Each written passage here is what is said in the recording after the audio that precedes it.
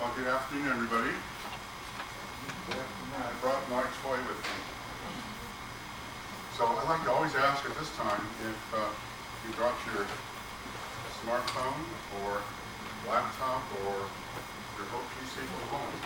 If at this time we could turn it to silent, or better yet, if we could turn it off, so we may all completely enjoy our service tonight. Okay? Thank you so much.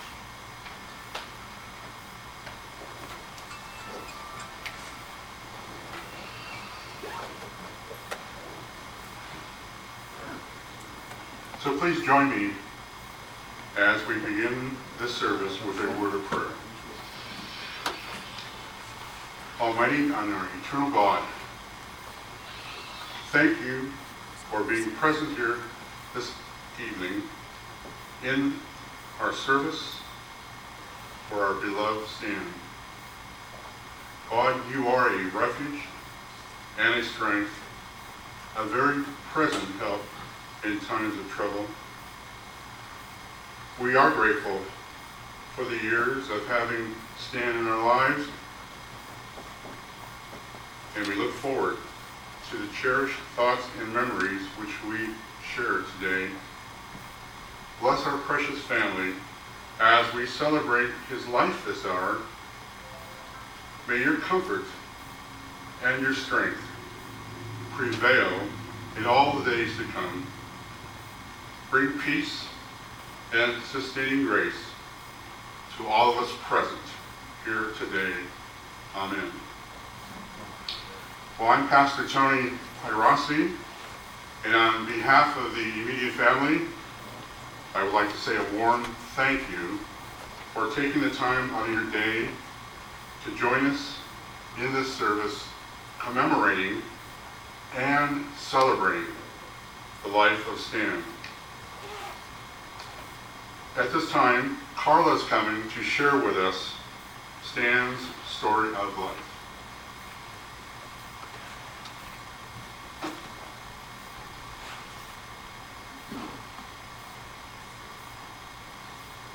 Good afternoon. I've been asked to stand in and read this on behalf of Stan's granddaughter, Alexandra, so it is written from her perspective. Every time a train whistle blows, I will smile and fondly remember my granddaddy Breener. I will remember his generosity, his funny punny humor, his love of family, putting family above all else, and supporting us all to achieve our dreams, including mine, as I head off to Southern Oregon University in a few weeks to pursue a career in drama. He always wanted to see me take the final bow, and I am so thankful that he was there in the audience in July to watch me take the final bow as the Cat in the Hat in Seussical, the musical. It is a miracle that he survived his premature birth in Louisville, Kentucky, to Verna and Walter Bringer in February 1940. He was only 3.5 pounds, but with his love of good food, chocolate, and ice cream, that soon changed. He graduated from high school in 1958 and went to Georgetown College in Kentucky, where he would later meet my grandmother.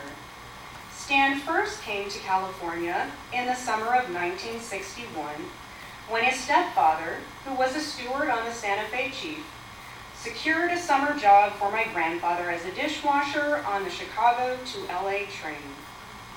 Stan instilled the value of hard work in his children, but also the virtue of enjoying one's work, no matter what or where that work was.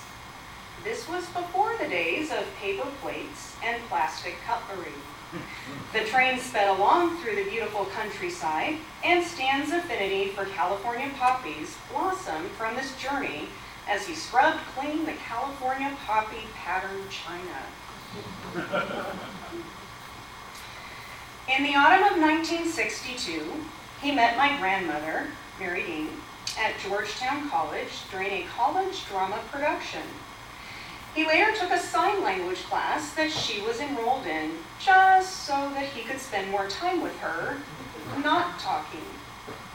He graduated from Georgetown College in 1963 with a degree in drama and thought that he wanted to be a Baptist minister.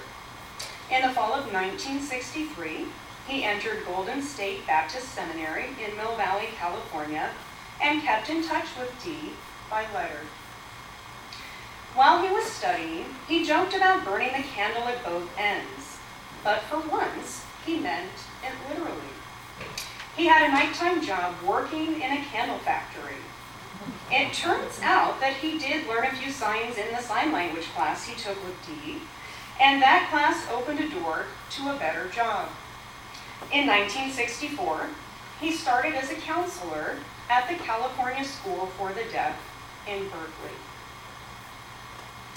The summer after my grandmother graduated with a degree in biology, they married in Decatur, Georgia. They honeymooned as they drove across the country in his VW Bug to the start of their new life together in Berkeley, California. 1969 was a life-changing year for Stan. He completed his Master of Divinity, became a teacher at the California School for the Deaf, and a father for the first time. They bought their first house in Concord to escape the tear gas from the People's Park riots when Danny was just a few weeks old. Stan and Dee's daughter was born in 1973, and they aptly named her Joy Bringer. Joy and Danny have fond memories of camping trips, 4 a.m. departures for day skiing trips to Tahoe, Christmas tree cutting trips to Rogers Ranch near Shasta, and Fiat Club picnics. He supported his children through their sporting endeavors, and I am most thankful for all of the times he drove my dad to bowling tournaments, because it is through the sport of bowling that my parents eventually met.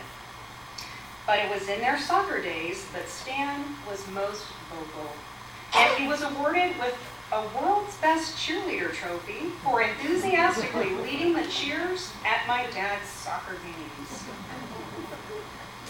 In high school, he became a ham radio operator and was an avid participant in amateur radio communication, being awarded in 1977 for making contact with all 50 states with his call letters of WA6IRZ.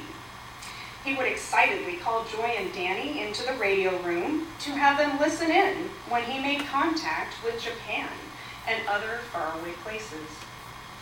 His hobby turned to community service in later years as he participated in local emergency response drills and radio communication for endurance bicycle and running races, including the Fremont Primavera and the Ohlone Wilderness 50K, which my dad loves to run. Stan moved the family to their current home in Fremont in 1981, when the School for the Deaf moved from its earthquake zone Berkeley campus to the new Fremont campus, which was later ironically found to sit on the Hayward Fault Line. He worked at the school for 37 years and successfully taught over 1,600 students to drive. Despite his Fiat X19 autocross racing record, he boasted a student pass rate of 90%, 34% greater than the state average. When he retired in 2001, he started volunteering with the Pacific Locomotive Association and their Niles Canyon Railway. Stan and Dee spent thousands of hours decorating and undecorating the train of lights, working on the refreshments cart, coordinating the cleaners, and Stan also enjoyed the roles of brakeman, conductor, and engineer. His favorite saying quickly became, "I'm so busy now, I don't know how I ever had time to work." I have treasured memories of riding the train of lights as a toddler. This past Christmas, Stan proudly introduced his grandson Andy to Santa and the train of lights. In 1980, he celebrated his 40th birthday with his family and the Fiat Club in Yosemite National Park. The park inspired Joy, and the family returned there 30 years later so that Stan could officiate at the wedding of Joy to Welshman Richard Morgan in front of the beautiful Yosemite Falls. In addition to teaching driving, Stan drove the school buses for the senior trips to Disneyland, and in the summers, he worked for Gray Line Tours in San Francisco. His favorite tour was taking the 50-seater buses across the Golden Gate Bridge, up windy Highway 1 into Muir Woods. For $105, you can take the same tour today, but I doubt the driver will recite the Redwoods poem to the passengers, as my grandfather did. This became a bringer tradition in years to come. Anytime we had out-of-town visitors, he would walk to the Cathedral Grove and read the poem written by Joseph B. Strauss, the chief engineer of the Golden Gate Bridge. Stan's last reading of the poem was in 2010, a few days before Joy and Richard's wedding, when he took his future in-laws on a tour of Muir Woods. Joy will read the poem now from the same tattered piece of paper that grandfather used to read from.